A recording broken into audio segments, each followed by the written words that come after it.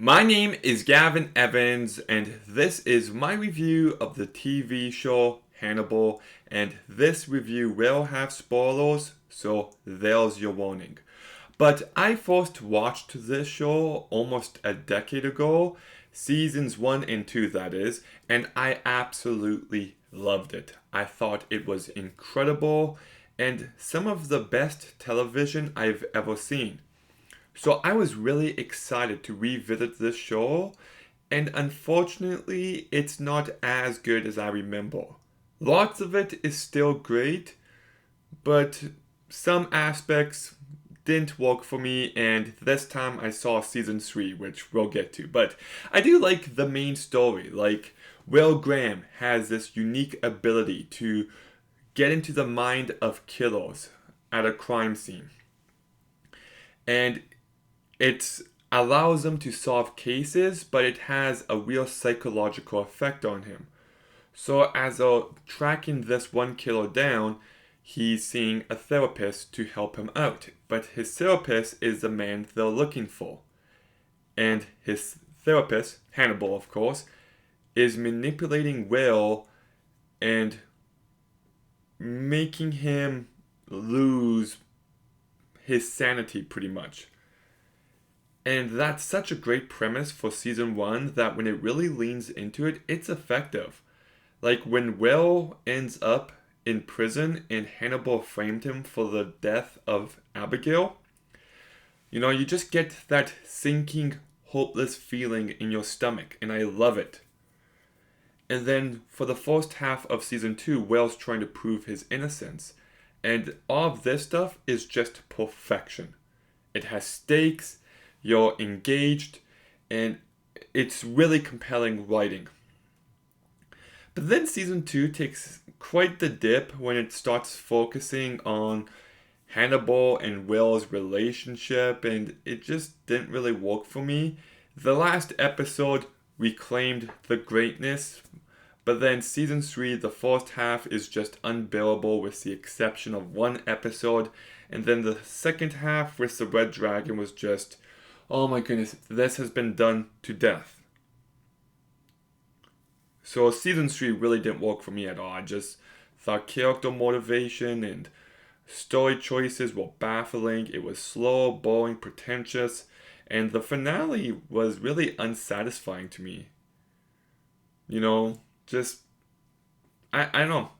It feels like they heard they had to end the show, so they just ended it. And yeah, not a fan.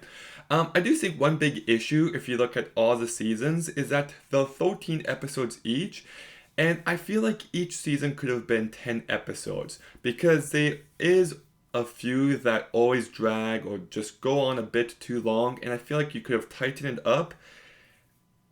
And yeah, like for the most part, the things that work for me is when Hannibal and Will end up as enemies, I just wish they dedicated themselves to that, because that is when the show really works. But when they try to make it seem like they actually care for each other, it just falls apart. Hannibal I can get behind, but Will, viewing him as a friend despite everything, it's just too much suspension of disbelief required. I can't get on board.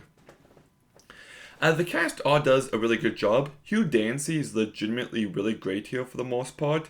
I like Will Graham as a character. Once again, don't like some choices, but everything with his family in season 3 is so undercooked. Mads Mikkelsen is absolutely incredible, and I like it. These two characters, when the relationship is believable and when there's secret motivations behind them and what they're trying to do, and yeah, that's when it works for me. Lawrence Fishburne is really great as Jack Crawford. Gillian Anderson I like in the first 2 seasons. She plays Hannibal's therapist, but everything with her in season 3 I hated. Caroline Devonis I liked her in first season when she liked Will, and then I loved everything with her in season 2 when she wants to believe Will, but then she just gives up and she starts dating Hannibal. She has more to do and she's a more compelling character. everything we saw in season 3, I hated. She should have died at the end of season 2, and then she decides now she's a lesbian. Didn't really make sense. Then we've got Casey Wall, who I think is very good as Abigail. I would have actually liked more of her. Richard Armitage is fine, but it's more of the same as what we saw from Jack Noonan and Ray Fiennes. Rutina Weasley does a good job. I really like Laura Jean Chortisky as Freddie Lounds. I know it's a gender swap character, but I think she's really great here and she sells you on this character. Michael Pitt is excellent as Mason Virgil.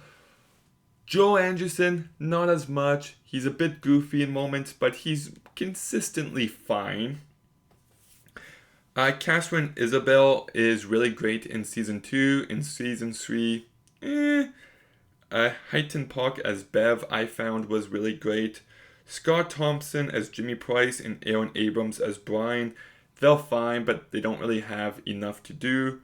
Nina Irida as Will's wife, once again, zero personality. Wow Esperanza as Dr. Shelton is great, but he should have so clearly died in season 2 that it's just one of those very frustrating decisions. Eddie Lizard, he does a great job. And then you got Gina Torres, who's very good. I would have maybe liked a bit more from her, to be honest, but she's good with what she's given to work with. And the show is very well directed. It's beautifully shot. You can tell they had a real artistic vision of it.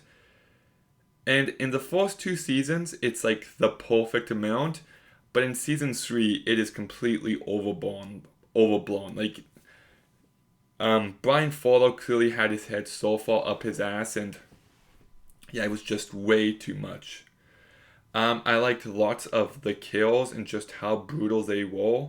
The musical instrument, the fungus, the totem pole, Bev's death and how she's lined up, and that one dude in stitches. Like, this show was on network television, and I just can't comprehend that. This is one messed up, disturbing show, and I love that about it. Food. The food always looks delicious. I know there's like a whole cookbook of it and all of that, and of course the food we see on screen isn't, but they found a way to make everything look so fancy and so tasty. And I like the sound design. I like how disorientating it can be. It sounds like that stretchy toy, and it really enhances some moments. So overall, the cast for the most part does a good job. The show is very well directed for the most part. It just kind of fumbles in the story. Like, it's so strong in, like, it does have an episodic approach for a while, but at least it builds some characters, but it really picks up in the second half of season 1, first half of season 2's perfection, and then the last episode of season 2's perfect. But season 3 just really shit the bed, and it just made so many terrible decisions that my view of the entire show has been somewhat tainted. There's still lots of greatness on display, but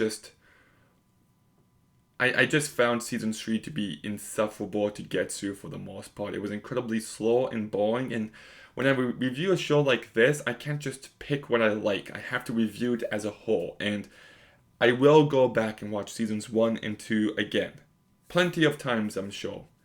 Season 3, I probably will never watch again, besides the episode Digestivo. So,